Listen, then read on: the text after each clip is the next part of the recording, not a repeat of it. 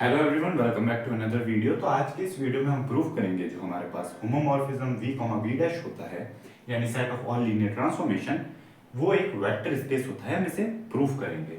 तो किसी भी सेट को किसी फील्ड के ऊपर वेक्टर स्पेस प्रूफ करने के लिए हमें ये सभी प्रॉपर्टीज प्रूफ करनी होती हैं। सबसे पहला एसोसिएटिव होना चाहिए एडिशन के लिए, एडिटिव आइडेंटिटी एग्जिस्ट करनी चाहिए, एडिटिव इनवर्स एग्जिस्ट करना चाहिए, कम्यूटेटिव होना चाहिए एडिशन के रिस्पेक्ट में, डिस्ट्रीब्यूटिव होना चाहिए, डिस्ट्रीब्यूटिव प्रॉपर्टी होल्ड करनी चाहिए। इसके अलावा मल्टीप्लिकेशन के लिए एसोसिएटिव होना चाहिए, एंड यूनिट एलिमेंट जो होता है कि 1 into alpha equals to alpha मिले हमें, जहां पे 1 फील्ड का एलिमेंट है एंड अल्फा कोई भी वेक्टर है। तो ये प्रॉपर्टी हमारे पास होल्ड होनी चाहिए। ये सभी प्रॉपर्टीज हमें प्रूफ करनी होगी इस सेट के लिए, होमोमॉर्फिज्म v, v' के लिए, जो कि हमारा लीनियर ट्रांसफॉर्मेशंस का सेट है। सो हमने कहा let T1, T2 belongs to homomorphism v, v', यानी कि ये हमारे पास दो कोई लीनियर ट्रांसफॉर्मेशंस हैं जो कि होमोमॉर्फिज्म v, v' में बिलोंग कर रहे हैं। देन a, b हमने फील्ड के एलिमेंट्स लिए, कोई ना कोई फील्ड है जिसके ऊपर ये वेक्टर स्पेसेस डिफाइंड है, एंड u, v जो है हमने वेक्टर्स ले लिए v के। ऑलराइट, नाउ पहली प्रॉपर्टी अगर हम देखें एसोसिएटिव के लिए, सो T1, T2 एंड T3 भी लेना होगा। सो T1, T2 एंड T3 ले लेते हैं, हमें 3 की जरूरत होगी। So T1 plus T2 and then plus T3। अगर U हम करें, लीनियर ट्रांसफॉर्मेशन को अगर हम पुट करें तो हमें किस तरीके से मिलेगा, T1 plus T2 into U plus T3 into U हमें मिलेगा। ऑलराइट, जो एडिशन ऑफ लीनियर ट्रांसफॉर्मेशन होता है उसकी प्रॉपर्टी के अकॉर्डिंग हम इसे प्रूव करेंगे step by step. Now again जो प्रॉपर्टी हमने यहाँ पर लगाई उसी प्रॉपर्टी को हम यहाँ पर भी पुट करेंगे। सो ये हमें मिलेगा T1U plus T2U plus T3U। Because हम जानते हैं अगर कोई दो लीनियर ट्रांसफॉर्मेशन है हमारे पास, T plus T dash into अगर वेक्टर U है, सो वो कुछ इस तरीके से डिफाइंड होता है TU plus T dash U। Alright, तो इसी प्रॉपर्टी के हेल्प से हमने इस ब्रैकेट को एक्सपेंड किया है यहाँ पर। नाउ इसी प्रॉपर्टी का अगर हम रिवर्स इन दो टर्म्स के ऊपर पुट करें, लगाएं, तो हमें क्या मिलेगा, T1U प्लस यहाँ पर हमें मिलेगा T2 plus T3 into U। Again इसी प्रॉपर्टी का जो रिवर्स स्टेटमेंट है यहाँ से यहाँ पर, वो हम यहाँ पर भी अप्लाई कर सकते हैं। यहाँ पर हमारे पास दो टर्म्स मिल रही हैं, बिकॉज हम जानते हैं addition of two linear transformation is also linear transformation. दो लीनियर ट्रांसफॉर्मेशन का एडिशन भी लीनियर ट्रांसफॉर्मेशन होगा। सो इसे हम लिख सकते हैं T1 plus T2 plus T3 into U। So कुछ इस तरीके से हमें एसोसिएटिव प्रॉपर्टी प्रूफ मिल गई है, यानी कि हम कह सकते हैं T1 plus T2 into plus T3 जो होगा वो इक्वल टू होगा T1 plus T2 plus T3, यानी कि टर्म्स के ग्रुपिंग का कोई इफेक्ट नहीं होगा। ऑलराइट, तो अब नेक्स्ट पार्ट हम प्रूव करते हैं एडिटिव आइडेंटिटी का। नाउ अगेन हम ले सकते हैं, हमें लेने ही हैं दो vectors T1 plus T1, T2 homomorphism v, v' से। सो फर्स्ट प्रॉपर्टी हमारी प्रूफ हो गई है। सेकंड है एडिटिव आइडेंटिटी की प्रॉपर्टी। एडिटिव आइडेंटिटी कोई एग्जिस्ट करती है कि नहीं, तो जो जीरो ट्रांसफॉर्मेशन होता है वो कुछ इस तरीके से डिफाइंड होता है v to v' such that 0 into कोई भी अगर आप एलिमेंट लें alpha is equals to zero vector. Zero vector हमें मिलेगा, जहां पे जीरो वेक्टर जो होगा वो v' का जीरो वेक्टर है। Alright, for all alpha belongs to v। Now ये ऐसा वेक्टर, ये ऐसा ट्रांसफॉर्मेशन है हमारे पास, बिकॉज जीरो कैप जो है क्या है हमारे पास, एक ट्रांसफॉर्मेशन है, जीरो मैपिंग है जिसे हम बोलते हैं।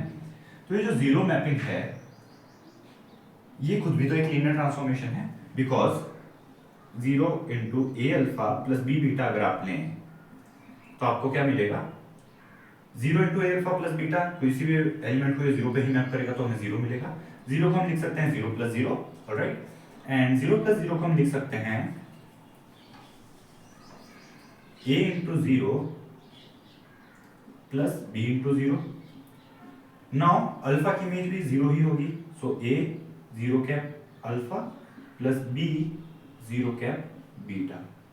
सो राइट, तो ये भी हमारे पास एक लीनियर ट्रांसफॉर्मेशन है। सो जीरो कैप जो होगा वो हमारे पास होमोमॉर्फिज्म v, v डैश के अंदर बिलोंग करेगा। होमोमॉर्फिज्म v, v डैश का एक पार्ट होगा। एंड ये ऐसा पार्ट है कि अगर आप लें t1 plus zero cap of any vector u, सो हमें क्या मिलेगा, t1u plus zero cap u, जो कि किसके इक्वल होगा, जीरो कैप u, तो हमें क्या मिलेगा, जीरो मिलेगा। सो t1u प्लस जीरो वेक्टर का मतलब यही है कि कोई भी आप एलिमेंट को ऐड करें वही मिलेगा एलिमेंट हमें, बिकॉज v खुद क्या है, v डैश खुद क्या है, एक वेक्टर स्पेस है, तो इसके अंदर भी कोई ना कोई जीरो एलिमेंट मिलेगा। उससे फॉर एग्जांपल अगर हम जीरो डैश कहें तो हमें t1u प्लस जीरो डैश मिलेगा। एंड जो जीरो डैश है वो ऐसा ही एलिमेंट है कि एडिटिव आइडेंटिटी है जीरो डैश v डैश की। सो t1u हमें मिला, सो हम क्या कह सकते हैं, t1 plus zero cap is equals to t1। Similarly हम इसका रिवर्स स्टेटमेंट भी कह सकते हैं, जीरो कैप प्लस t1 के भी ये इक्वल होगा। सो जीरो कैप क्या हो गया, हमारा एडिटिव आइडेंटिटी हो गया, यानी कि सेकंड पार्ट में हमारे पास प्रूफ हो गया। नाउ अगर t1 हमारे पास होमोमॉर्फिज्म v, v डैश में है, सो हमारे पास माइनस t1 भी होमोमॉर्फिज्म v, v डैश के अंदर बिलोंग करेगा। बिलोंग करने का मतलब क्या है कि ये भी हमारे पास एक लीनियर ट्रांसफॉर्मेशन होगा such that minus of t1 into you जो होगा वो इक्वल्स टू होगा हमारे पास माइनस t1 यू के। इसे हम प्रूव भी कर सकते हैं काफी simply, minus of t1 into a alpha plus b beta, again जहां पर अल्फा बीटा हमारे पास वेक्टर्स हैं, ए कॉमा बी फील्ड है, फील्ड के एलिमेंट्स हैं, तो ये हमारे पास क्या मिलेगा, minus of t1 into a alpha plus b beta. Alright, now t1 खुद एक लीनियर ट्रांसफॉर्मेशन है, सो माइनस साइन इस बार बाहर की तरफ लग रहा है, सो t1 खुद एक लीनियर ट्रांसफॉर्मेशन है। So minus of a t1 alpha plus b t1 beta, ये हम लीनियर ट्रांसफॉर्मेशन की प्रॉपर्टी से कह सकते हैं। नाउ माइनस साइन को जब हम लेकर जाएंगे ब्रैकेट्स के अंदर तो हमें कुछ इस तरीके से मिलेगा, a into minus of t1 alpha plus b into minus of t1 beta. Now again minus t1 alpha को हम किस तरीके से लिख सकते हैं, minus t1 into alpha plus again minus t1 into beta. So यहाँ पर ये जो है ये कुछ इस तरीके से हमें स्टेटमेंट मिल गया है फाइनली। सो यानी माइनस t1 भी खुद एक लीनियर ट्रांसफॉर्मेशन है, यानी कि होमोमॉर्फिज्म v, v डैश के अंदर बिलोंग करेगा। ऑलराइट, नाउ हम प्रूव करेंगे कि यही हमारे पास इनवर्स एलिमेंट है t1 का। देखने में आपको काफी ये सिंपल स्टेटमेंट लग रहे हैं, बट यही स्टेटमेंट जरूरी है। ये हम डायरेक्टली नहीं कह सकते कि ये इनवर्स है, या डायरेक्ट नहीं कह सकते कि माइनस t1 जो है वो लीनियर ट्रांसफॉर्मेशन में बिलोंग करेगा। उसको स्टेप्स की हेल्प से हम प्रूव करके कहते हैं कि हर स्टेप का एक मीनिंग है, हर प्रूफ बिना किसी रीजन के नहीं है। सो एडिटिव इनवर्स हमें प्रूव करना है इसी एलिमेंट को। सो हमने देखा कि अगर t1 प्लस माइनस t1 अगर हम करें किसी वेक्टर u पर तो हमें किस तरीके से मिलेगा, एडिशन ऑफ लीनियर ट्रांसफॉर्मेशन होता है, तो इस तरीके से हम लिख सकते हैं। नाउ एडिशन को किस तरीके से हम लिखेंगे, t1u plus minus t1 and then साथ में u। Now t1 minus t1 की जो प्रॉपर्टी है उसका यूज हम कर सकते हैं, तो t1u माइनस t1u हमें मिला, एंड t1u माइनस t1u का मतलब क्या हुआ, zero vector. And zero vector को हम किस तरीके से लिख सकते हैं, जीरो कैप इनटू u, क्योंकि जीरो कैप क्या है, हमारी एडिटिव आइडेंटिटी है होमोमॉर्फिज्म v, v डैश की। सो यहाँ से हम कंपेयर कर सकते हैं u के साथ में जो भी कोएफिशिएंट है, जो भी ऑपरेटर है, जो भी लीनियर ट्रांसफॉर्मेशन है, उसको अगर हम कंपेयर करें तो हम कह सकते हैं t1 plus minus t1 is equals to zero dash, zero cap. जैसा कि हम नॉर्मल नंबर्स के अंदर कहते हैं कि x plus minus x equals to zero, तो ये x माइनस एक्स को हम एडिटिव इनवर्स कहते हैं। सिमिलरली यहाँ पर माइनस टी वन हमारा एडिटिव इनवर्स है, बट यहाँ पर t1 and minus T one and zero क्या है, हमारे पास नंबर्स नहीं है, ये हमारे पास लीनियर ट्रांसफॉर्मेशन है। ऑलराइट, सो हमारे पास ये प्रूफ हो गया है कि माइनस टी वन हमारे पास इनवर्स एलिमेंट हो गया है। नाउ नेक्स्ट हमारे पास कम्यूटेटिव हमें प्रूफ करना है। सो कम्यूटेटिव प्रूफ करना है, सो t1 प्लस t2u ले सकते हैं हम, वो हमें इक्वल्स टू मिलेगा t1u प्लस t2u के। नाउ t1u एंड t2u किसके एलिमेंट्स हैं, v डैश के एलिमेंट्स है। v डैश खुद क्या है, एक वेक्टर स्पेस है। वेक्टर स्पेस है यानी कि वो इन सभी प्रॉपर्टीज को सेटिस्फाई करता है, यानी कम्यूटेटिव प्रॉपर्टी को भी सेटिस्फाई करता है, यानी कि इन दोनों एलिमेंट्स को हम इस तरीके से भी लिख सकते हैं t2u plus t1u। Now again जो प्रॉपर्टी हमने यहाँ से यहाँ पर जाने में यूज की, उसी प्रॉपर्टी को हम रिवर्स में अगर यूज करें तो इसे हम लिख सकते हैं t2 plus t1 into u। Again हमारे पास t1 plus t2 into u है, equals to t2 plus t1 into u आ रहा है।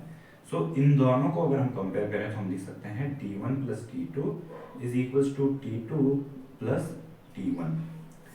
सो यानी कि हमें ये कम्यूटेटिव प्रॉपर्टी भी मिल चुकी है। ऑलराइट, नाउ नेक्स्ट प्रॉपर्टी हमें प्रूव करनी है डिस्ट्रीब्यूटिव प्रॉपर्टी। ऑलराइट, सो डिस्ट्रीब्यूटिव प्रॉपर्टी प्रूव करने का मतलब क्या होता है, डिस्ट्रीब्यूटिव प्रॉपर्टी में हमें दो चीजें प्रूव करनी होती हैं। सबसे पहला कि a plus b into alpha जो होता है वो equals to a alpha plus b beta होना चाहिए, b अल्फा होना चाहिए, कि वेक्टर को डिस्ट्रीब्यूट कर सकते हैं स्केलर एडिशन के ऊपर। And then a into alpha plus beta जो होता है, वेक्टर्स के लिए भी ये स्टेटमेंट ट्रू आना चाहिए, अल्फा प्लस a बीटा होगा हमारे पास। सो दोनों ही चीज़ों को हम प्रूव करेंगे। सो सबसे पहले फर्स्ट पार्ट को हम प्रूव करें तो फर्स्ट पार्ट में दो स्केलर्स की जरूरत होगी हमें, a plus b, then alpha यानी हमारा वेक्टर, हमें किसको वेक्टर स्पेस प्रूव करना है, होमोमॉर्फिज्म v, v डैश को। सो इसके अंदर वेक्टर क्या होंगे, t1 हो जाएगा हमारे पास फॉर एग्जांपल, एंड देन इसको हम अप्लाई करेंगे किसी वेक्टर u पर जो कि v का एलिमेंट है। ऑलराइट, नाउ इसे हम लिख सकते हैं a प्लस बी t1u। ये हमने स्केलर जो मल्टीप्लिकेशन होता है उसकी प्रॉपर्टी से लिखा है। हम जानते हैं a into T of u is equals to a t into u। ये डेफिनेशन होती है स्केलर मल्टीप्लिकेशन, इसी तरीके से डिफाइंड होता है हमारे पास homomorphism v, v dash. Now a plus b into t1 into u लिखा हमने। Now t1 into u again किसका एलिमेंट है, ये खुद v डैश का एलिमेंट है, एंड v डैश सभी प्रॉपर्टीज को सेटिस्फाई करता है, यानी डिस्ट्रीब्यूटिव प्रॉपर्टी को सेटिस्फाई करता है, यानी कि हम लिख सकते हैं a t1u plus b into t1u। सो इस तरीके से काफी सिंपली हम प्रॉपर्टीज को समझ सकते हैं, बिकॉज t1u खुद v डैश एलिमेंट है। सो काफी सिंपल सा प्रूफ ही है ये। अगेन रिवर्स प्रॉपर्टी यूज करेंगे, t1u जो है, सो अगर इस तरीके से लिखा हुआ है तो उसे इस तरीके से लिख सकते हैं। सो इसे हम a t1u plus b t1u लिख सकते हैं, and then a t1 plus b t1 u हम इसे लिख सकते हैं। अगेन नाउ ये जो चीज है हमारे पास, इसके अकॉर्डिंग हम अगर कंपेयर करेंगे दोनों स्टेटमेंट्स को तो हम क्या लिख सकते हैं, तो हम लिख सकते हैं a plus b t1 is equals to a t1 plus b t1। And यहां से इस स्टेप पर हम क्यों आए हैं, बिकॉज इसके पीछे का रीजन ये है कि a t1 जो होगा वो खुद एक लीनियर ट्रांसफॉर्मेशन होगा, b t1 खुद एक लीनियर ट्रांसफॉर्मेशन होगा, एंड लीनियर ट्रांसफॉर्मेशन है इसीलिए हम u को इस तरीके से लिख सकते हैं। अगर लीनियर ट्रांसफॉर्मेशन नहीं होता तो हम ये नहीं कर सकते थे। सो ये स्टेटमेंट भी हमें मिल चुका है। सो डिस्ट्रीब्यूटिव के लिए पहला केस हमारे पास सेटिस्फाई हो चुका है। अब हम सेकंड केस देखेंगे डिस्ट्रीब्यूटिव के लिए। अगर आप चैनल पर नए हैं, अगर आपने अभी तक सब्सक्राइब नहीं किया है और आपको वीडियो पसंद आए तो लाइक जरूर कीजिएगा एंड सब्सक्राइब भी कीजिएगा। सो डिस्ट्रीब्यूटिव के लिए हम सेकंड प्रॉपर्टी देखते हैं, a इंटू, अगेन यहाँ पर हमारे पास दो वेक्टर्स हैं यानी t1 प्लस t2, इनटू हमारे पास है कोई vector u, t1 plus t2 homomorphism v comma v dash के एलिमेंट्स। नाउ इसे हम लिख सकते हैं a t1 plus t2 into u, and t1 plus t2 into u का मतलब क्या हुआ, अगेन बाय डेफिनेशन कह सकते हैं a into t1u plus t2u, इसे हम क्या लिख सकते हैं a t1u plus a t2u। Again क्योंकि t1u and t2u v dash के एलिमेंट्स हैं एंड v डैश खुद एक वेक्टर स्पेस है तो वो डिस्ट्रीब्यूटिव प्रॉपर्टी को सेटिस्फाई करेगा, इसलिए डिस्ट्रीब्यूटिव प्रॉपर्टी का हमने यूज किया है यहाँ पर। सो हमें क्या मिलेगा,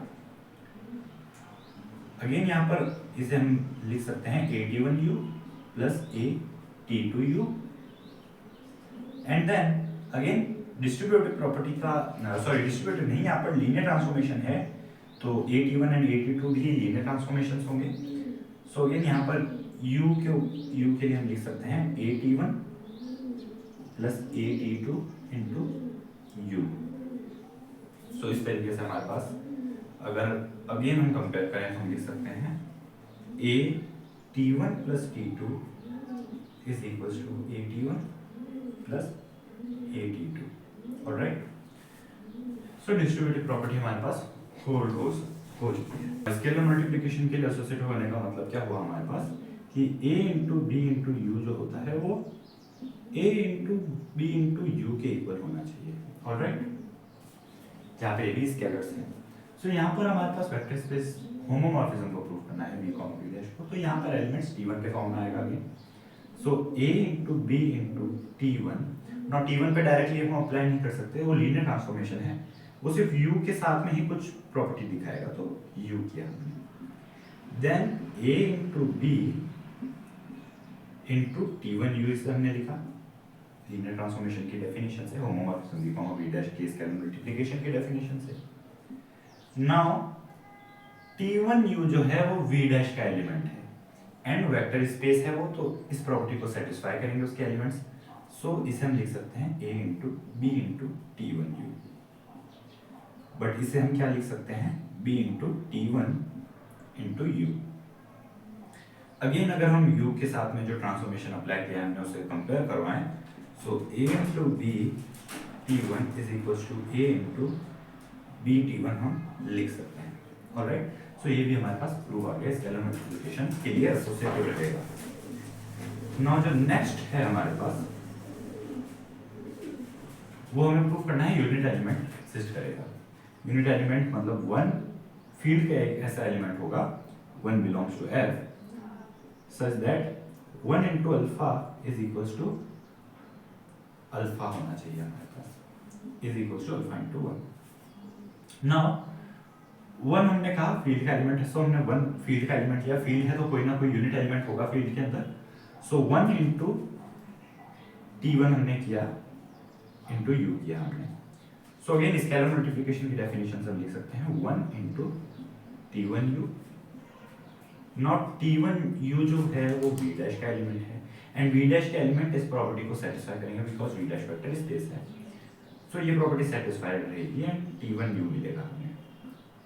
अब अगर हम यहाँ पर ट्रांसफॉर्मेशन को कंपेयर करें तो हम कह सकते हैं 1 into t1 is equals to t1, alright. So ये भी हमारे पास प्रॉपर्टी प्रूव हो गई। सो सभी प्रॉपर्टीज प्रूव हो गई हैं, यानी कि homomorphism v comma v dash is a vector space हम कह सकते हैं। So this was all in this video. Next video में हम बात करेंगे ड्यूअल बेसिस के बारे में, कि अगर हमारे पास v डैश की जगह फील्ड f हो तो उसे हम सेट ऑफ लीनियर फंक्शनल्स को हम कंजुगेट स्पेस कहते हैं, ड्यूअल स्पेस कहते हैं। सो उसके बारे में हम नेक्स्ट वीडियो में बात करेंगे। तब तक के लिए take care and thanks for watching.